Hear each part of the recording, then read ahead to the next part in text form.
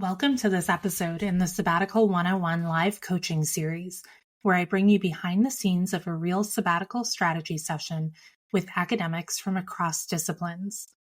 These live coaching sessions give you insight into the questions and worries fellow academics have about their sabbaticals and the practical strategies and mindset shifts that go into planning a life-changing sabbatical. Whether you're dreaming of your first sabbatical or you're in the midst of planning one, I hope these candid conversations will help normalize concerns and challenges around sabbatical planning, provide you with some practical ways forward, and help you get inspired to make the most of your sabbatical. Today I'm talking to Jamie Lawler about her spring 2026 sabbatical. Jamie is an associate professor at Eastern Michigan University. She's a clinical and developmental psychologist with expertise in early life stress, self-regulation, and mental health interventions for children. Her research program is grounded in developmental psychopathology and focuses on the impact of early life stress on the socio-emotional development of children and on interventions to promote resilience. Jamie's primary challenge in planning her sabbatical was that she had originally planned to go to Greece on a Fulbright, but then her family situation changed and she realized it might no longer work out. So our conversation was about starting back at square one with sabbatical planning. We discussed Jamie's work-related goals for her sabbatical, her goal of really stepping away from her university during sabbatical, and how leaning into hobbies and new daily rhythms might help her sabbatical at home feel like a true break. I hope you enjoy the conversation. Hi, Jamie. Thanks so much for doing this live coaching session with me. Yeah, thanks for having me. Excited to be here. I'm really excited to hear more about your upcoming sabbatical. But before we do that, would you mind just introducing yourself and telling our listeners a little bit about where you are, what you study? Yeah, sure. So I am an associate professor at Eastern Michigan University in the psychology department, and I study the development of children's self-regulation or self-control, especially over the early years and for kids who have experienced adversity. And I also study interventions to promote self-regulation and kind of build resilience for kids.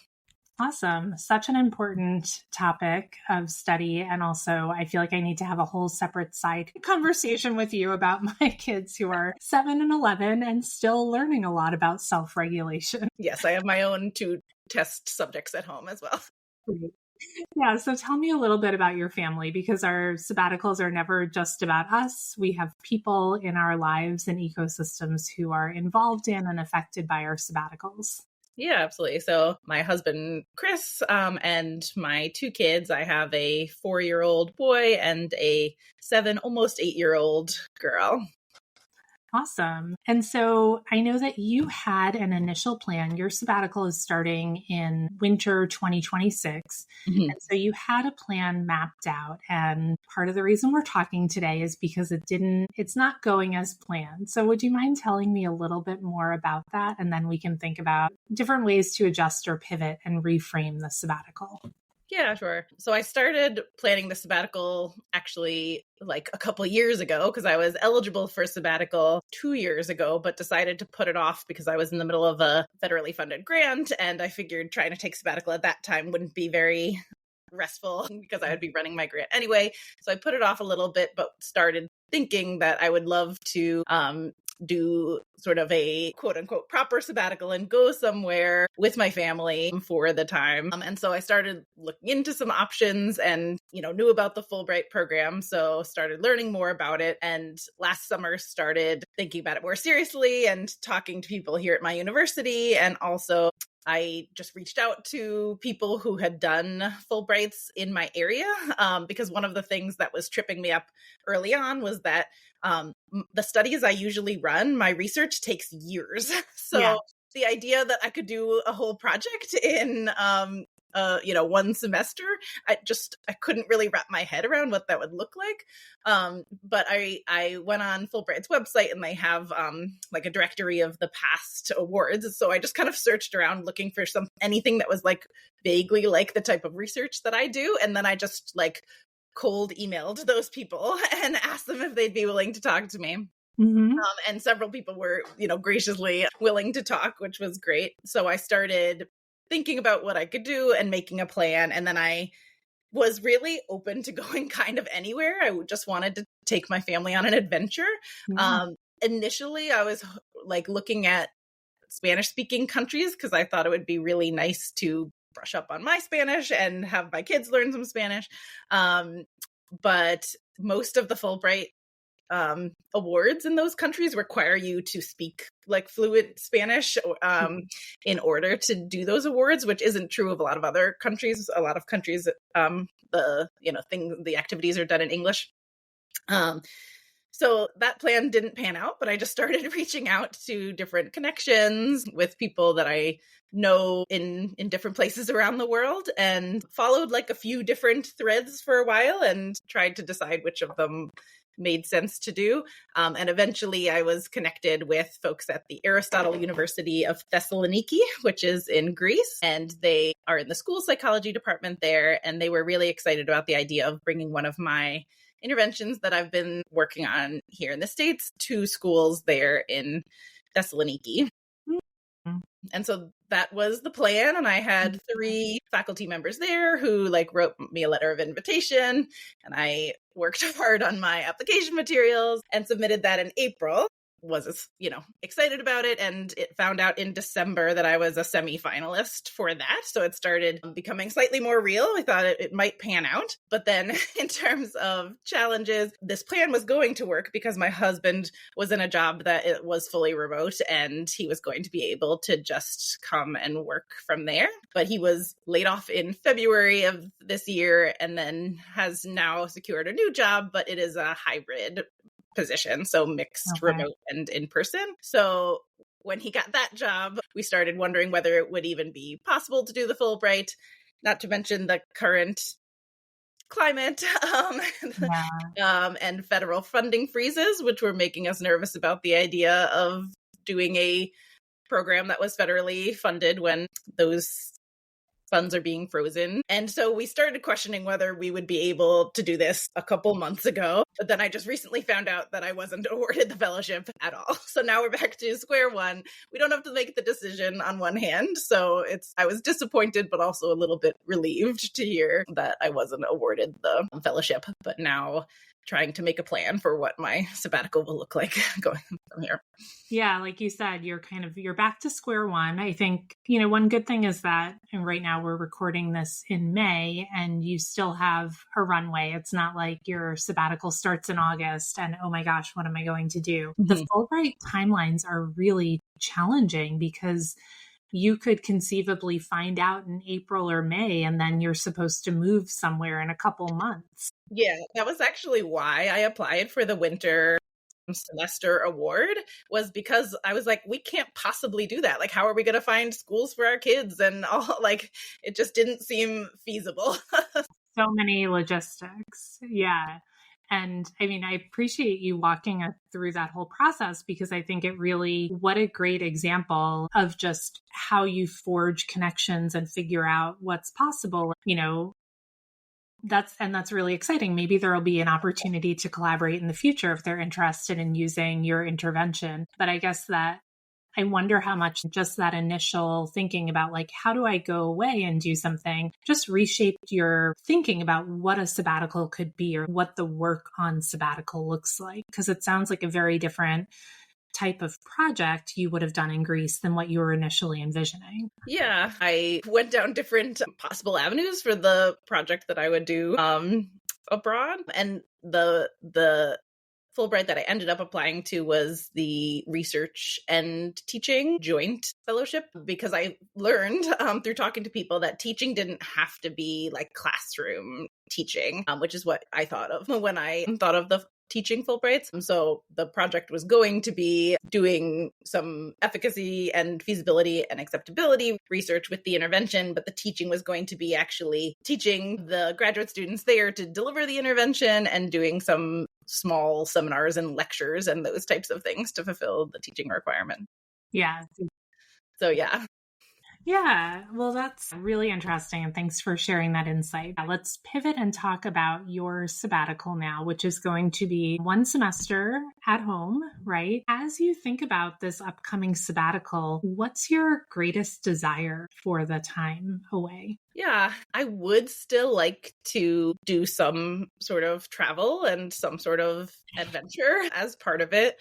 We've started looking like briefly into a few other options for like, slightly longer than a normal vacation, but not a full semester. So we're thinking about that. And then I've also started thinking about what my pivoted research project will look like, since I have to do it something during my sabbatical, and kind of how I'd like to align it as best I can with what I was planning to do there. So my current thought is to work with some schools around here or in Detroit to try and implement the intervention in a school nearby. That's kind of the vague plan, but I haven't talked to any schools yet or kind of made any action plans. Sure. Well, I mean, that makes sense given the timing, and you've just had a decision point where, up until now you were kind of like, will we go to Greece? Will we not? And so, like you said, for better or worse, the decision is made for you. So now there's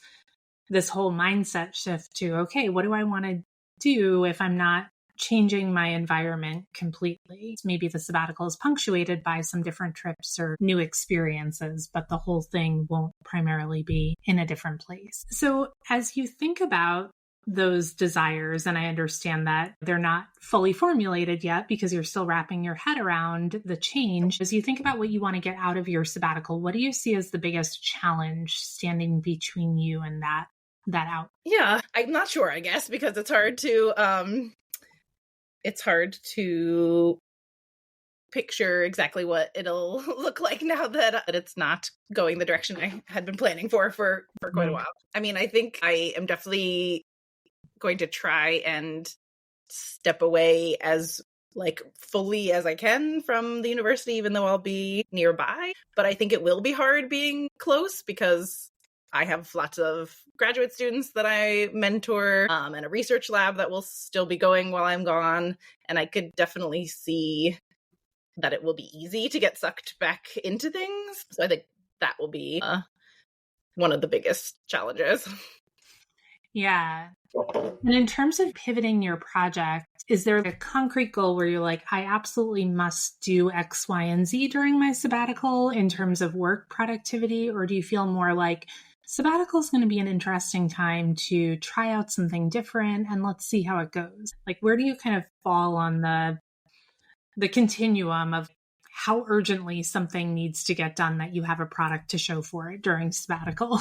Yeah, it's a great question. I'd probably somewhere in between, but a little bit more towards we'll just like see how it all pans out. Sometimes in terms of my timeline, I will go up for full in 2 years. So I'll have a year after my sabbatical and then go up for full.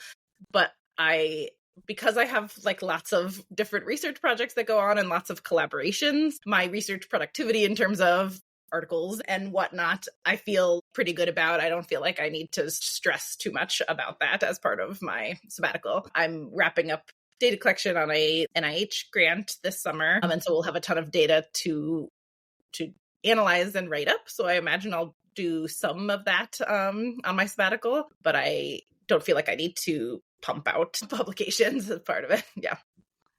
I mean, I think that's a great place to be going into sabbatical, because then you can really lean into what you want to use the sabbatical for. And it's like, yeah, work will get done because you're a smart, motivated, successful person. So you're probably not just going to sit on the couch and watch Netflix for 5 months.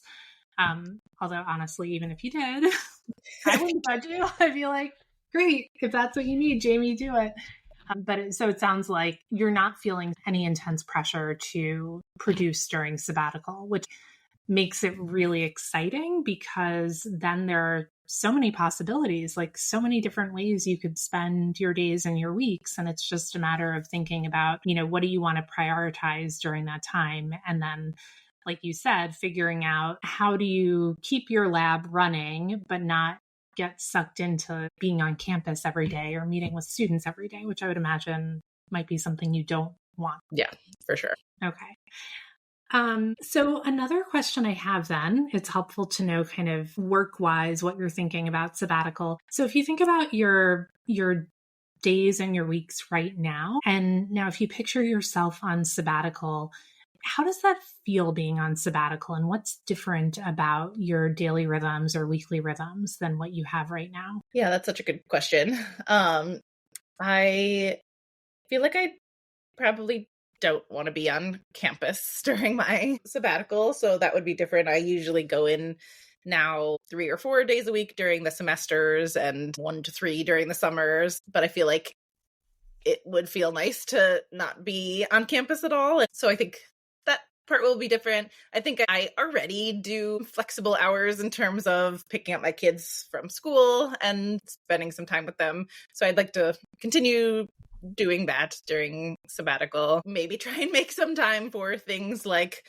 workout classes that I have trouble finding time for during normal semesters. And yeah, stuff like that. I enjoy like going to coffee shops to work and that type of thing. So probably doing some of that. Yeah.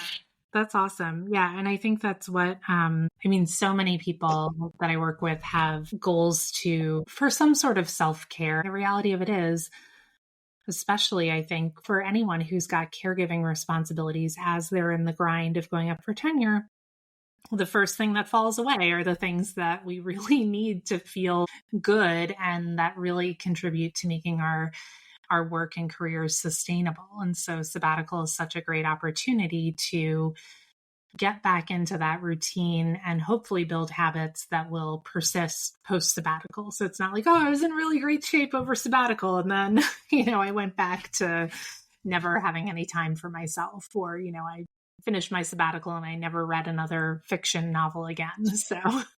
So sometimes when I think about sabbatical, I think about seasons that are similar to sabbatical that I already know something about myself from. And I think for many academics, that's summer because it's when our routines tend to change. So if you think about sabbatical-like seasons that you've had, are there things you already know that you're like, oh, I'm really good at this, or I really like doing this during the summer, or this routinely doesn't work for me during the summer or during a sabbatical-like season? Yeah, I think I do generally do a nice job of prioritizing my kids and making time for them during the summer, but maybe not as good a job at making time for those self-care type things. Yeah, and I feel like I always in the summers eventually get done what I need to do, but when I am, for example, prepping a new class, I always have the best intentions of spreading it out over the whole summer and making it not stressful, and I tend to end up doing it in the last few weeks of August, which I think is very common. But yeah, I don't know. I feel like I have done a decent job of balancing work and life and making time for both, especially during the summers when it is a lot more flexible. I'd say the one thing I get sucked the most into is, student committees and student projects and those types of things that keep going all year. And I really enjoy mentoring. It's one of my favorite parts of my job, but I wish sometimes I could adjust when the timing of things and that sort of thing. Yeah. Yeah. And I think it's a lot easier. Like when I left for my sabbatical, I just closed my office door. I mean, I communicated with my advisees, but I'm not running a lab. And so I was able to arrange things in a way that I was still working on research projects, but I was not supervising students who were working on research projects. So I think this kind of how you keep your lab running and how you navigate student needs while you're on sabbatical. So how many students are part of your lab, and do you anticipate being part of your lab while you're on sabbatical? Yeah, I have a pretty big lab, but I'm also fortunate that I co-lead our lab with another faculty member here. So she has graciously offered to kind of lead the lab while I am gone, but my direct mentees, I'll still be mentoring their research while I'm gone. So I have 4 doctoral students who I'll be working with during my sabbatical semester. And then our lab also has a handful of master students and a dozen or so undergrads at any given point.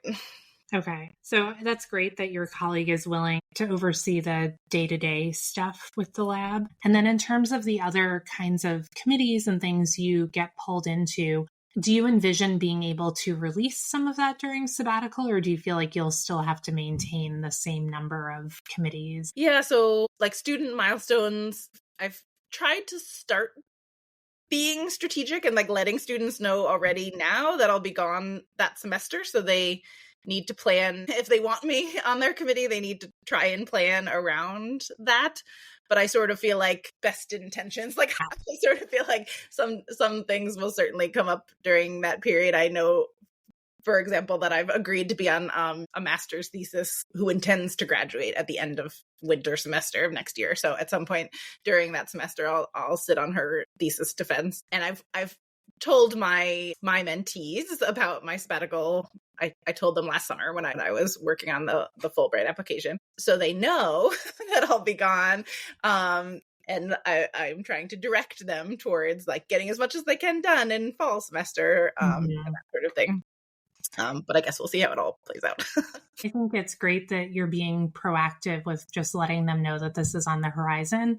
And then what I would say in the fall, as it gets closer, probably like November, you'll want to think really clearly about like, okay, for this student who's at this stage, right? Because a student who's writing their dissertation is going to have different needs than a student who is in their second year and they're taking classes. So you can think about if you can bring other faculty in to support them and just things like, you know, how many times will you meet with them during your sabbatical and if at all, right? I think there are ways, especially with students who are earlier on, you could really limit the number of interactions you have.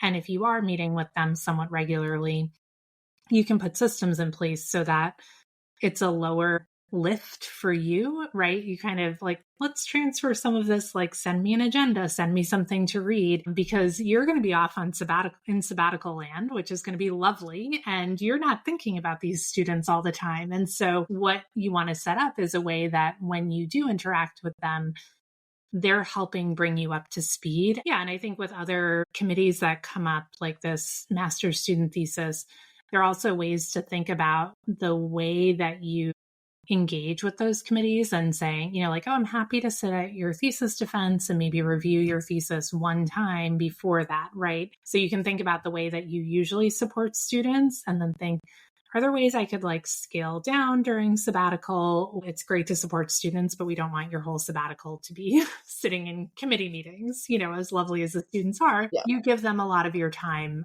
during a regular semester. Yeah. So we have a little bit of time left, and I think there are a couple things that are coming up, and I'm wondering if you want to dig in a certain direction.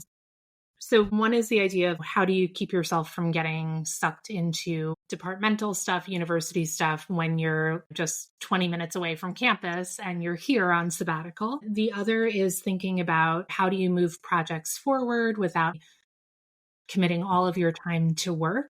And then the other thing we could think about is a lot of my clients, and this was true for me, particularly when you're going to not be changing your location during sabbatical, want to think about how do I make this time feel different? So like, I know I was on sabbatical. Like I didn't just sit in my basement for a semester and do what I normally do, except I didn't have to teach and sit on committees.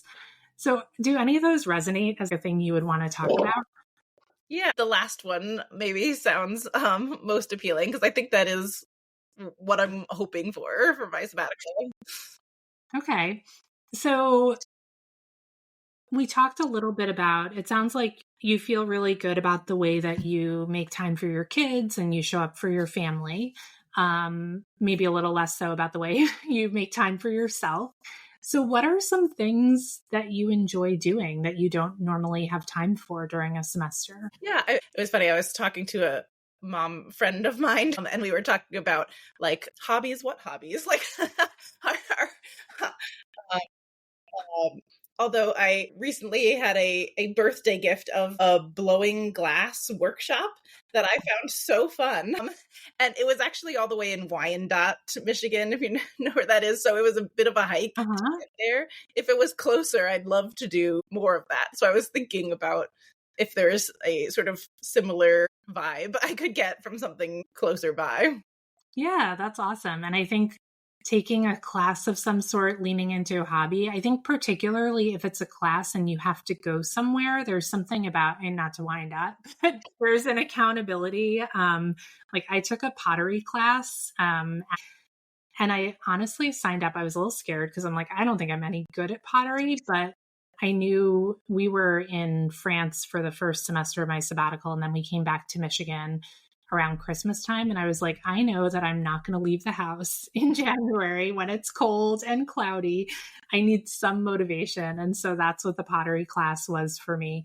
But it was also and I think glass blowing or similar activity, like I imagine you really need to fully focus on it. And so you can't be like checking your phone or thinking about emails. I think there's something to being fully engaged in an activity that can make it really signal, you don't have to worry about a meeting that's coming up or like rushing back for something.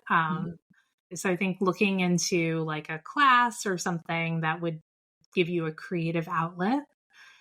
Anything else that I don't want to put pressure on you to think of hobbies because I know I don't.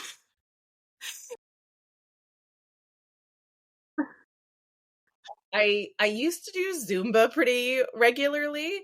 And there was a class in Ann Arbor that I loved and was going to religiously. And then during the pandemic, we went remote for a while and did Zumba, but the instructor is no longer teaching. And then I haven't found a different Zumba class or another sort of physical outlet that has really stuck. So that's maybe something else that I'd like to try and look into. Yeah, so maybe figuring out if you can't do the Zumba class, what's that thing going to be? And I think sometimes there's a tendency, or at least I'll speak for myself because I'm very type A and controlling. I want to figure everything out ahead of time. But another great thing about sabbatical is you could say like, okay, I'm going to try this class for a couple times and see if it's good. And then maybe this one. And so the sabbatical can be a time of like, where you have a little bit more spaciousness in your schedule, where you figure out like, what do I like to do to stay active? And then, maybe you're just figuring that out during sabbatical. And then you have the routine afterwards where you kind of get into it. So the other thing that often people will do during their sabbatical that I think helps make it feel very different is they just have a different rhythm and routine for their work days. So I know we have a lot of time flexibility, which is, I think, both a blessing and a curse as academics. But sabbatical really gives you an opportunity to say things like, I only want to work 3 days a week, or I'm going to take the mornings for myself and work in the afternoons, or I'll get up and write and then I'll take the afternoon off. Or another one that came up in a conversation I had yesterday was an idea of doing someone who likes to work in sprints. So maybe like work for 2 weeks and then take 2 weeks off. There are lots of different ways to envision what your time could look like. Do any of those, as you think about that, resonate with you or feel like I would love to try that? Yeah, all of them. I think, having a day or two during the week that I don't do any work at all sounds like so refreshing. Like at the end of each semester, I try and like block one single day, and I'll like go get a manicure and maybe even take myself to a movie or something like that. So like, and I look forward to that day at the end of the semester. So the idea of having, a day like that every week does sound very appealing. Yeah, that's great. And there could be, I actually had a client who came up with like different themes for different days. And, many moms I find want some time for life admin, even like blocking off an afternoon, like, okay, this is what I'm going to do. I don't know if I would advocate giving too much of your sabbatical time to life admin, but just the things that help us feel centered and whole, whatever that is. It's nice to, as you look ahead to your schedule, be able to say, okay, I'm actually making time for myself. And whether that's structured and you're saying, okay, Wednesdays I'm taking off, I'm going to my workout class, I'm doing my glass blowing, or you're just like, Wednesdays I'm taking off and I'm going to wake up in the morning and decide what I want to do.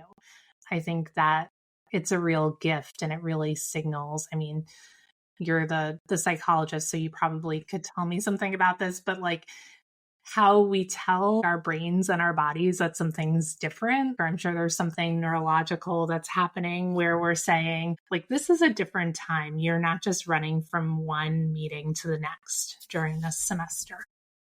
Yeah, absolutely. And yeah, it's like such a treat to be able to have an hour to get things done and off the to-do list. I agree that shouldn't be the whole sabbatical, but I do think it's so nice to not have to try and squeeze that in after bedtime. And yeah.